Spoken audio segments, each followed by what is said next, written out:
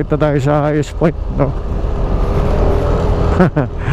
Alam niyo mga gusto ko, ito yung part na ano dati na pag nakabus ka, uy,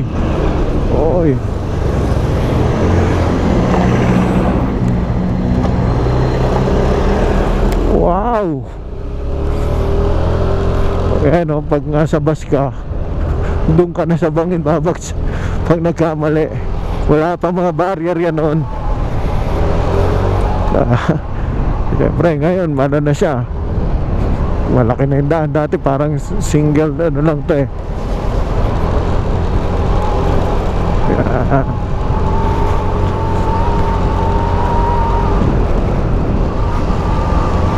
Teka, videoan natin to. Ayan o, diba? Ganda, wala masasabi puro ganda. Kasi bihira lang natin makita to.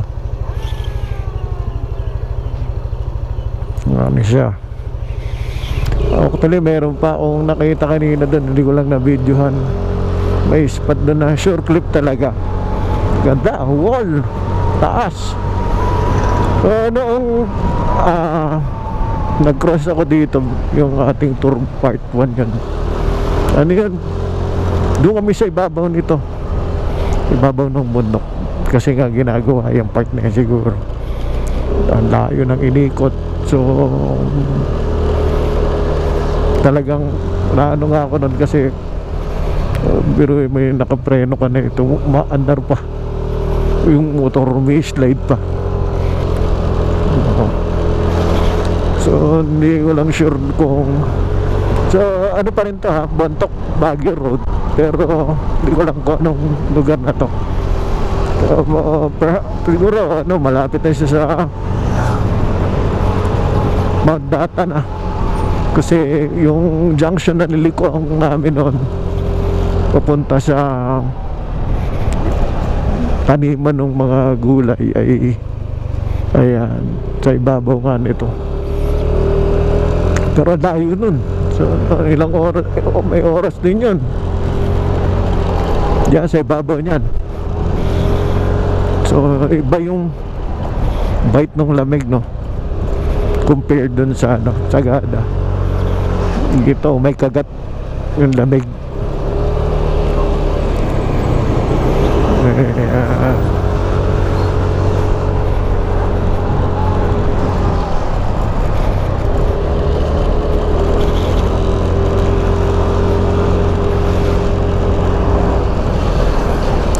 Wow, diba?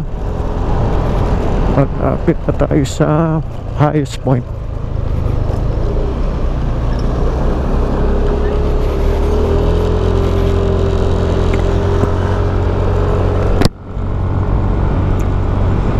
So ang ano ko nito, magta-transfer na tayo sa kabilang side ng ranges, no? Kanina nandun tayo sa east side, dilipat tayo doon sa kabila.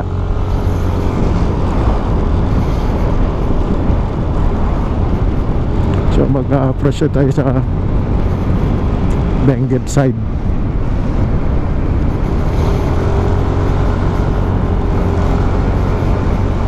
Hindi na ako take ng video kanina kasi inaalala ko yung daan. Napakabagal ko kasi yan o, pagka ganitong corner talagang malaking chance na mag-slide yung motor, lalo pag basa tapos may mga buha-buhang nararamdaman ko talaga yung palo nung rear niya.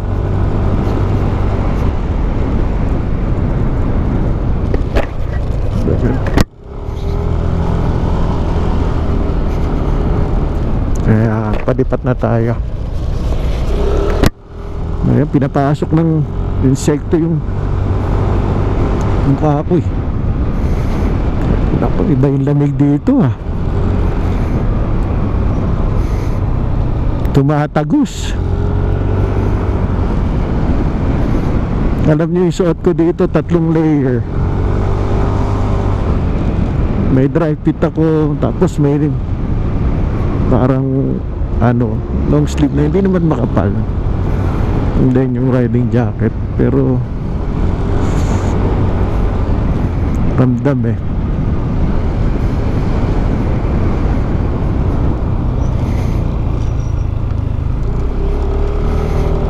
Talagang napakarami ng landslide.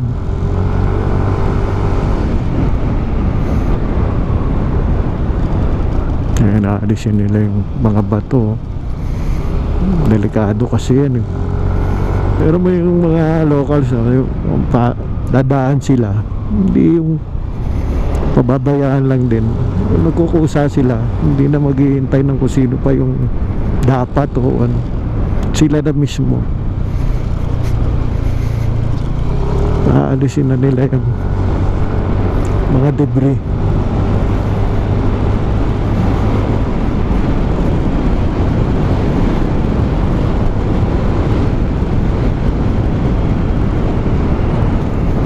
Yung nakakapala napansin ko, yung mama na nagtatanggal ng debris, nakasando. Eh sila t-shirt lang, tumatalang ako. Ang sakit na ng kamay ko, may gloves pa.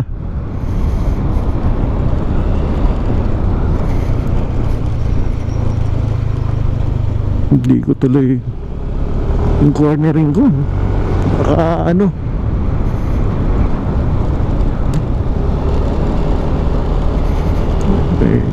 Dito talaga yung nung dumaan ako sa ibabaw nito, dito yung talagang parang heart ng ano, no, paniman ng mga gulay. Mount Bata na. Ngayon yung entrance, yung kami dumaan sa likod niyan. Layo din pala nung ano.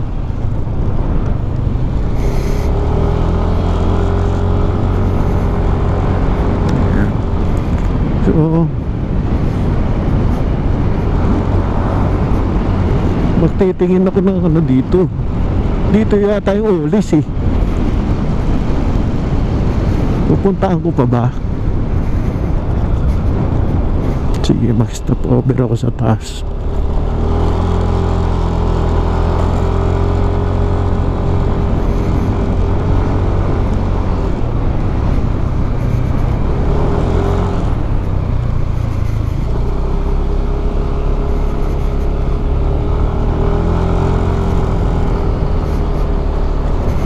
Parang yung Mount Odyssey, papasok pa yun eh. Tingnan natin. Siguro naman may mga tourist dun. Ito na yata.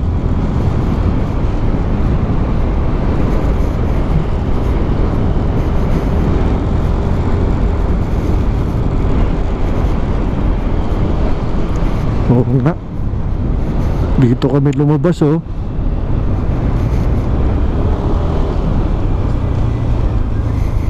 So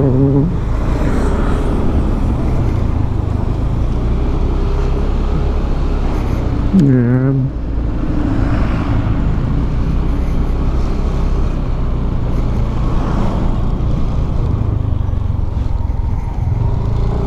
Ito na ba yun?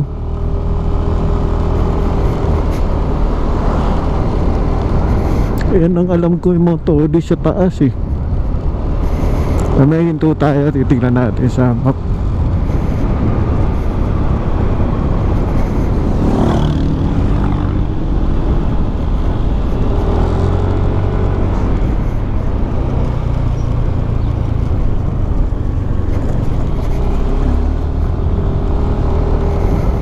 Ito na ba yun? Pero at least nandito tayo sa Mount Tata. Saan yung karatol ah? Ayan o, takot-takot din.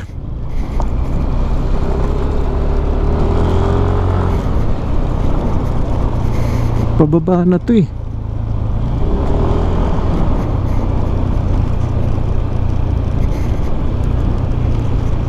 Anyway, dapat pala nagpicture ako doon sa Mount Data.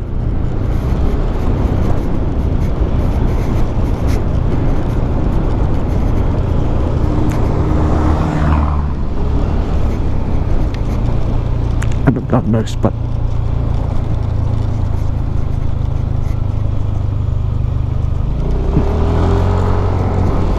Amoy abono.